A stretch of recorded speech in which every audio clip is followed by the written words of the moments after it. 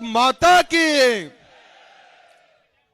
બનાસકાંઠાની ભૂમિમાં આવો જયકારો ના ચાલે, હજુ આથી જોરદાર બોલો ભારત માતા કી.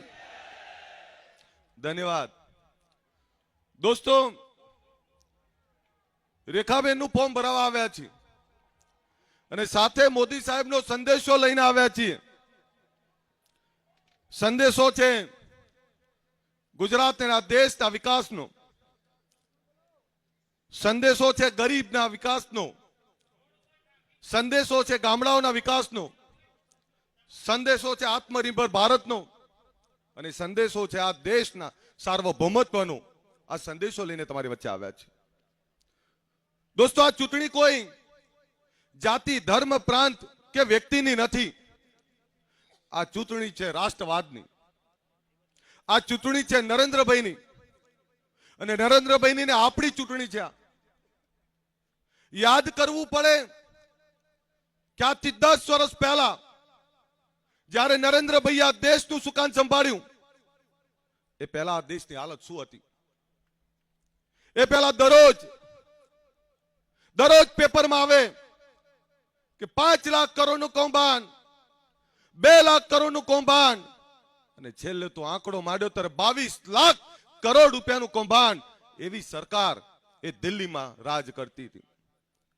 એક એવી સરકારો હતી કે દિવસે ને દિવસે દેશમાં અરાજકતા, કોમી દાવાનળ, દિવસે ને દિવસે ગરીબીમાં વધારો. એક એવી સરકાર જે ફક્ત સત્તાના મદમાં સત્તાને ભોગવા માટે આવેલા લોકો હતા. એક એવી સરકાર હતી જ્યારે દેશની અંદર આયે દિન આતંકવાદીઓ હુમલો કરે, આયે દિન કાશ્મીરમાં હુમલો થાય, આયે દિન દેશના અનેક ખૂણે આતંકવાદીઓ હુમલો કરતા. એક એવું આ ભારત અને ભારતની એક એવી સત્તા હતી.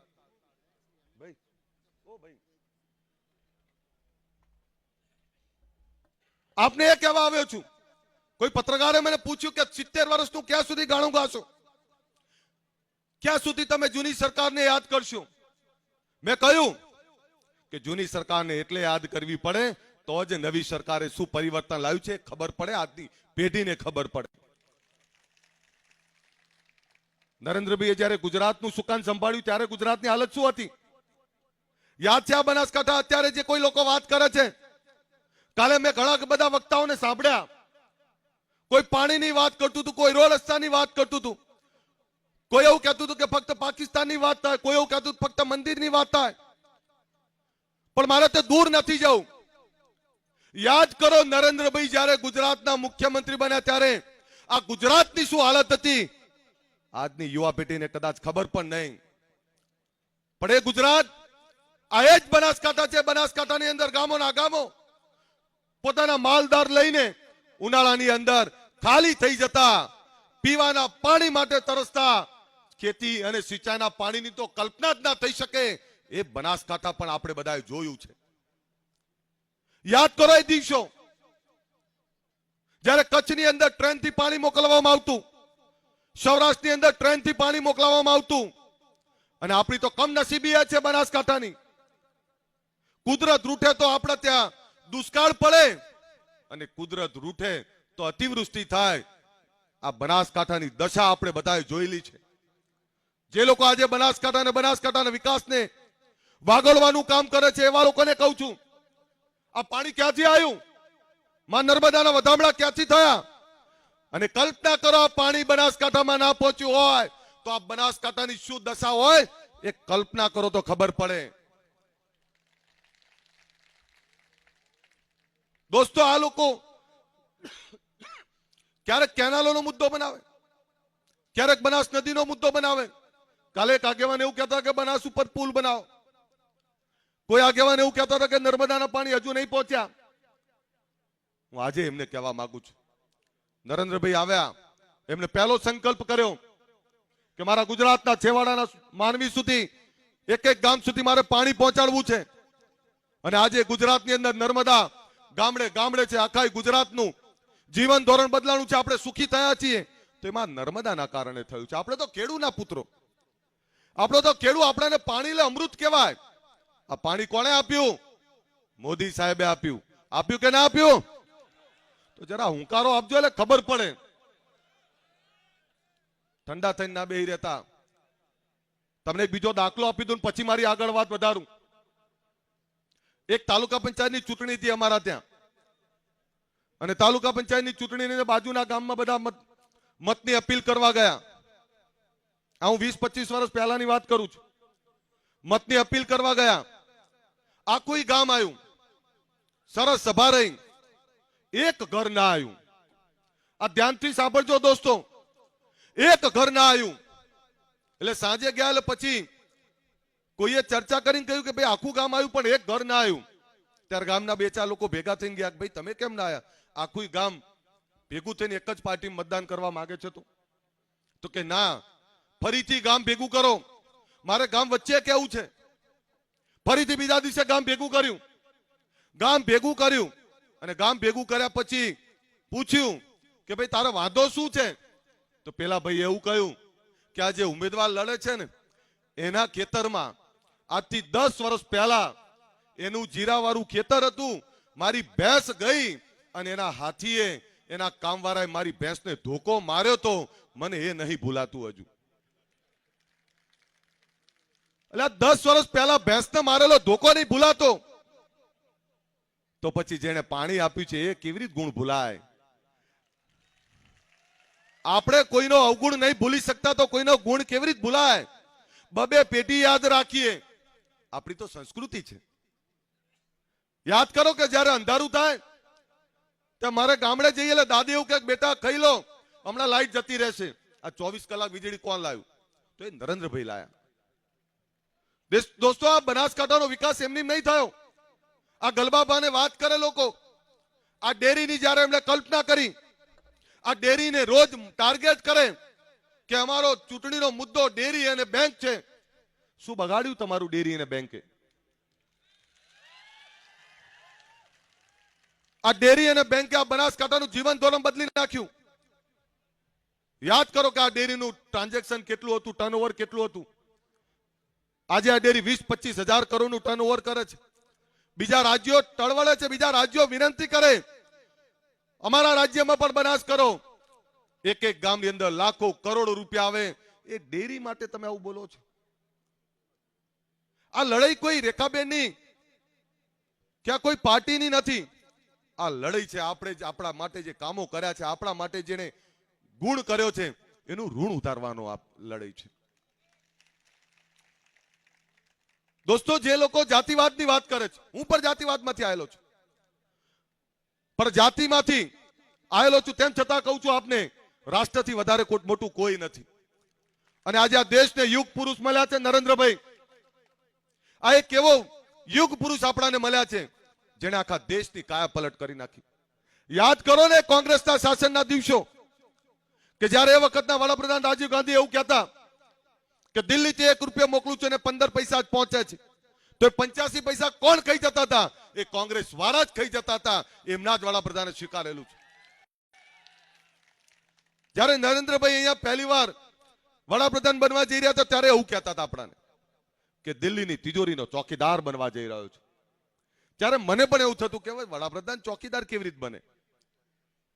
આજે ખબર પડે છે કે 10 વર્ષથી આ યુગ પુરુષ ત્યાં વડાપ્રધાન તરીકે બેઠા છે, ત્યારે એ 10 વર્ષથી ત્યાં બેઠા છે. હવે ખબર પડે છે કે સાચા અર્થમાં આ જનતાની કમાણીના, આ દેશની તિજોરીના ચોકીદાર નરેન્દ્રભાઈ આજે ખબર પડે છે કે કેમ કહેવાય. જનધન ખાતા ખોલે ને ત્યારે કોંગ્રેસ વાળા હસતા હતા. આજે દિલ્હીથી 1 રૂપિયો મોકલે છે, સીધું જનધન ખાતામાં જાય છે. ખેડૂતોના ખાતામાં સીધા પૈસા જાય છે, જરૂરિયાતમંદના ખાતામાં સીધા પૈસા જાય છે.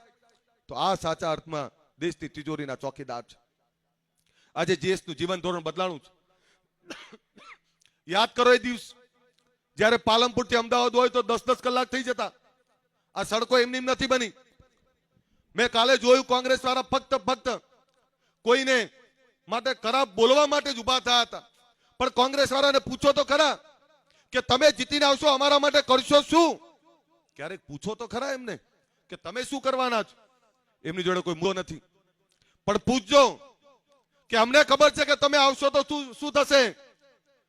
ફરતી ઉનાળો આવશે, માટલા ફૂટશે, પાણી માટે લોકો ટળવળશે.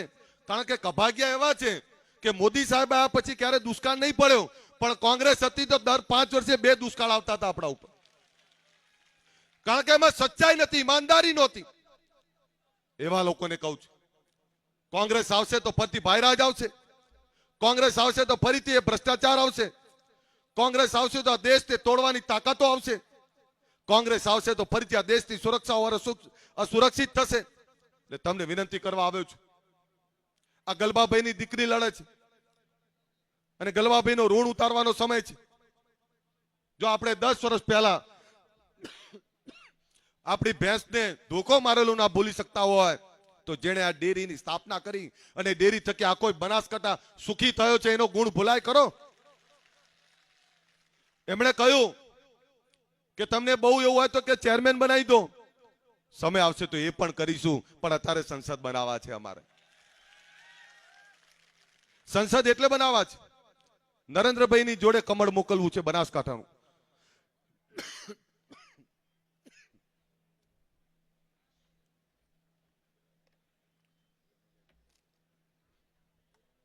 જીતાડવા એટલે છે કે નરેન્દ્રભાઈની જોડે કમળ મોકલવું છે. 10 વર્ષમાં દેશ બદલાણો છે, 10 વર્ષમાં દેશની અંદર લોકોનું જીવન ધોરણ બદલાણું છે. કાલે એમના નેતા એવું કહેતા કે અમને રામ મંદિર સિવાય બીજો કોઈ મુદ્દો જ નથી. તો રામ મંદિર સિવાય મુદ્દો નથી તો એ પણ દિવસ જોયા છે અમે કે આ દેશના આદ્ય સ્થાપક, આ દેશના ઈષ્ટદેવ રામચંદ્ર ભગવાન 500 વર્ષ સુધી તંબુમાં રહ્યા. ત્યારે તમને ક્યારે એવું ના થયું કે લાવો અમારા ભગવાન માટે મંદિર બનાવીએ? દોસ્તો, સીતાજી સ્વર્ગમાં રામને પૂછતા હશે કે આ દેશ આપણો રામ, આ આપણા બાળકો આ દેશની અંદર બધા આપણાને ભગવાન તરીકે પૂજે છે, પણ હજુ તમારે તંબુમાં જ રહેવાનું? ત્યારે સીતાએ કહ્યું હશે, રામે કહ્યું હશે કે સીતા ચિંતા ના કર, ગુજરાતમાંથી નરેન્દ્ર મોદી આવશે ને એ જ મારું મંદિર બનાવશે. તમને રામ મંદિર બન્યું એ ના ગમ્યું? રામ મંદિરના જ્યારે ભગવાનની પ્રાણ પ્રતિષ્ઠા થતી ત્યારે કોંગ્રેસ વાળાએ ના પાડી. તો શું અમે હિન્દુ નથી? તમે હિન્દુ નથી? તમે રામમાં નથી માનતા? એમને રામ ગમતા જ નથી એટલે એમણે ના પાડી કે ના અમે નહીં જઈએ. એવા કોંગ્રેસને માફ કરાય ખરું? સાફ કરી દેવી પડે સાહેબ, અને એવો જવાબ આપવો પડે કે એમને ખબર પડે. બીજું એમના એક નેતા એવું કહેતા કે અમને પાકિસ્તાન સિવાય મુદ્દો જ નહીં દેખાતો.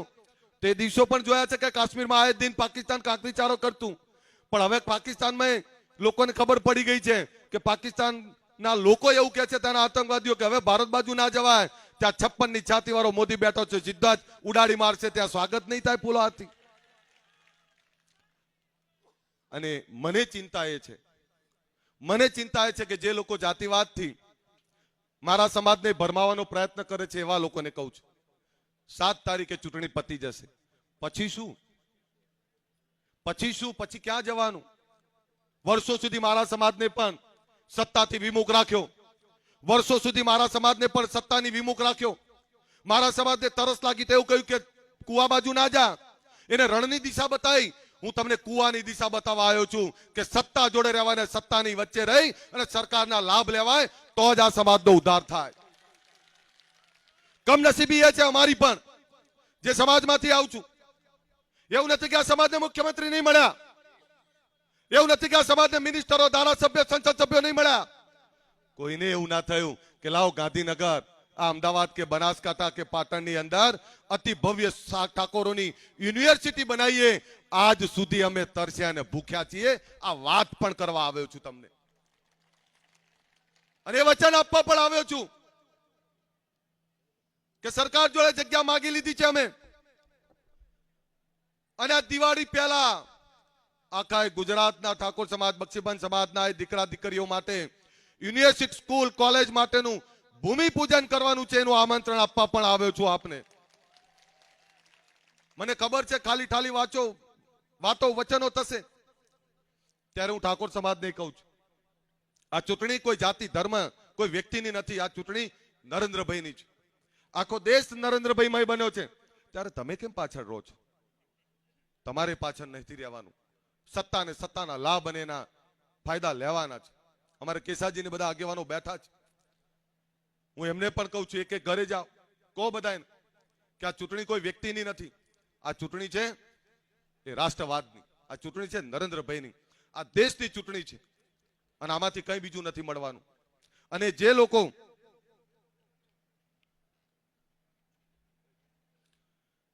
લોકો પોતાને એપીએલ બીપીએલ કહે છે, એમના એફિડેવિટો જોઈ લેવાના બધા. દોસ્તો, ચૂંટણી અમારે લડવાની અને પૈસા તમારે આપવાના, દોડવાનું તમારે. આ કેવું? અમારી ઈચ્છાથી લડીએ છીએ અમે, લડ્યા પહેલા કોઈ પૂછતા તો નહીં અમે.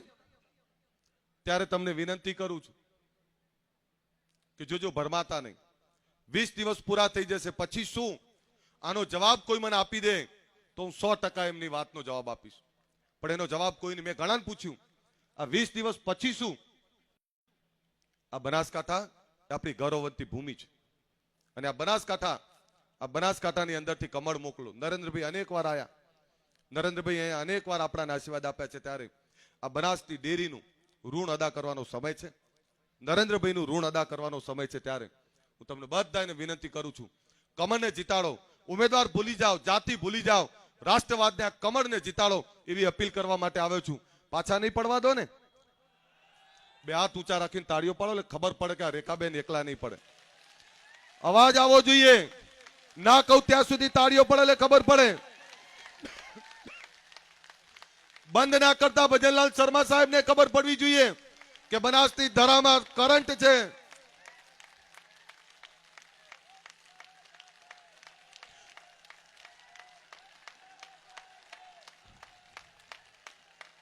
સાહેબ, આપને બીજી વાત પણ કરું. હમણાં બાહુભાઈએ વાત કરી વાડીનાથ ભગવાનની. સાહેબ, કેટલો મોટો પ્રસંગ કહેવાય. વાડીનાથ ભગવાન જેને આપણે બધાએ પૂજીએ છીએ, એ માલધારી સમાજની તરફની આપણી એ જગ્યા, માલધારી સમાજનો એ પ્રોગ્રામ, દેશના વડાપ્રધાન એવું થાય કે મારે મારા માલધારી ને મારા વાડીનાથના આશીર્વાદ લેવા જવું છે. સાહેબ, માલધારીઓ માટે તો આ અતિ ગૌરવની ક્ષણ છે. દેશના વડાપ્રધાન જ્યાં જવા માટે ટાઈમ લેવો પડે, એ સામેથી તમને કે મારા નાથ, મારે તારા દ્વારે આવું છે. એ નાથના ત્યાં આપણા ભગવાન આયા હોય, એવા વાડીનાથ ભગવાનના ત્યાં માલધારીઓના ત્યાં આયા હોય, એનોય ઋણ અદા કરવાનો સમય છે.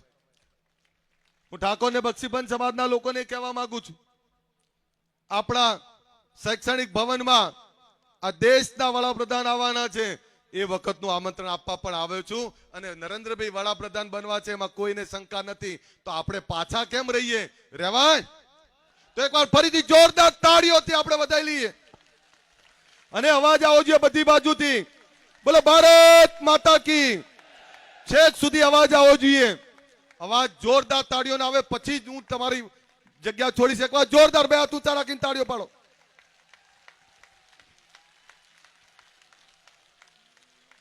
ખખડીને તાળીઓ પાડો, ખબર પડે ભલામણા. આ તો ચોખ્ખું દૂધ છે બનાસનું, આ તો બનાસનું દૂધ ને ઘી છે. બોલો ભારત માતા કી, ભારત માતા કી. અસ્તુ. જય હિન્દ, જય જય ગરવી ગુજરાત. ખૂબ ખૂબ આભાર.